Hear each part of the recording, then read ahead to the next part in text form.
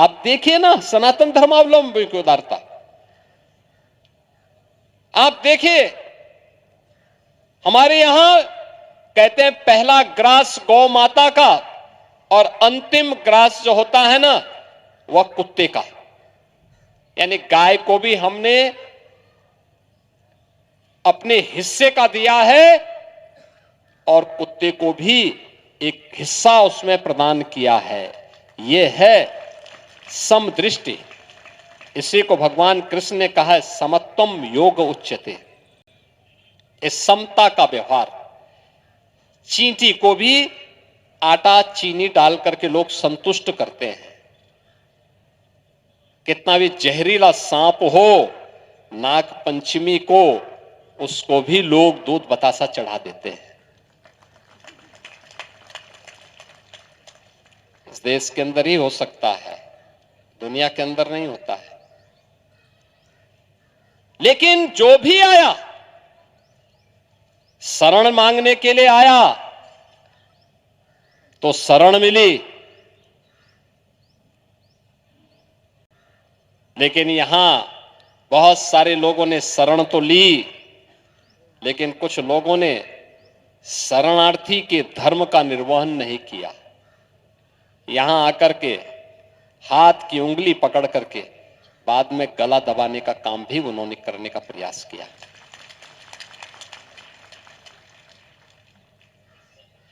देश को लूटने में कोई कोर कसर नहीं छोड़ी। कहते हैं जब ये देश स्वर्णयुग कहा जाता है देश का,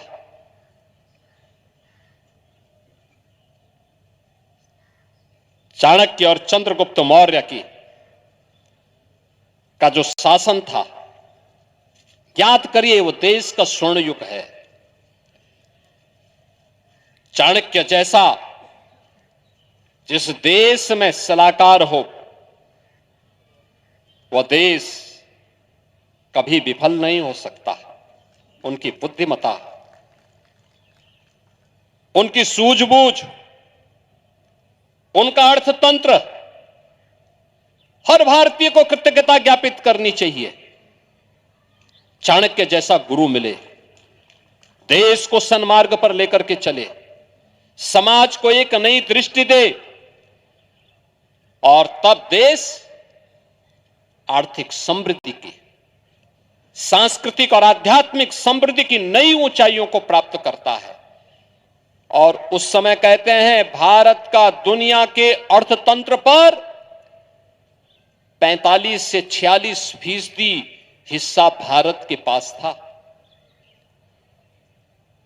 यानी भारत दुनिया की सबसे बड़ी आर्थिक ताकत तो थी ही, लेकिन उस आर्थिक ताकत में भी भारत का जो हिस्सा था वह 45 से 46% था। हमले जब होते हुए गए,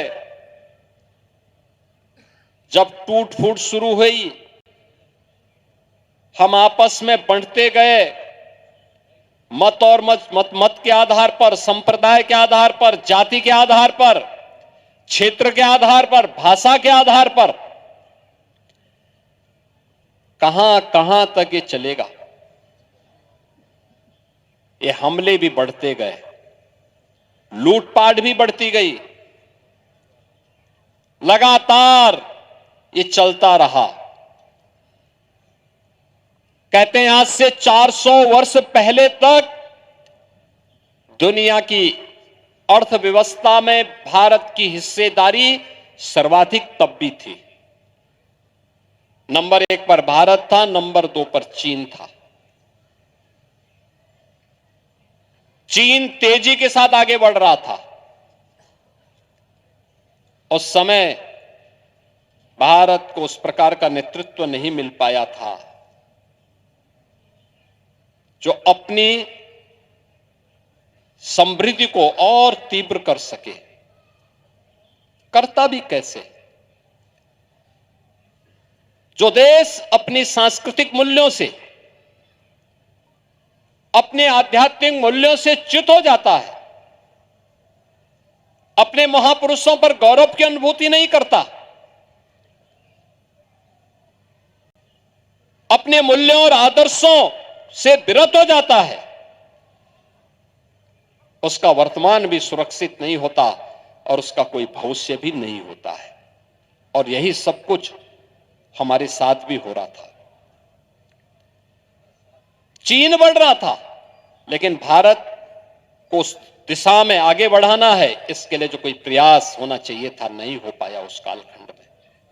परिणाम क्या था? धीरे धीरे करके भारत धीरे धीरे करके कमजोर होता गया।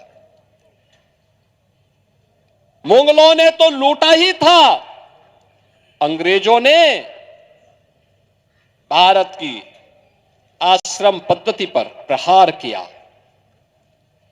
उन्होंने यहां के किसानों को, जो उत्पादक था, उसको कर्जदाता बना दिया। हमारा हस्तशिल्पी कारीगर बेरोजगार हो गया।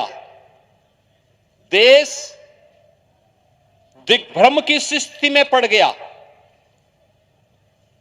परिणाम क्या था? हमारे सामने असमंजस की स्थिति थी। एक ऐसा चौराहे पर हम खड़े थे जहां पर हर व्यक्ति किम कर्तव्य विमूढ़ किसी स्थिति में था। और परिणाम क्या था?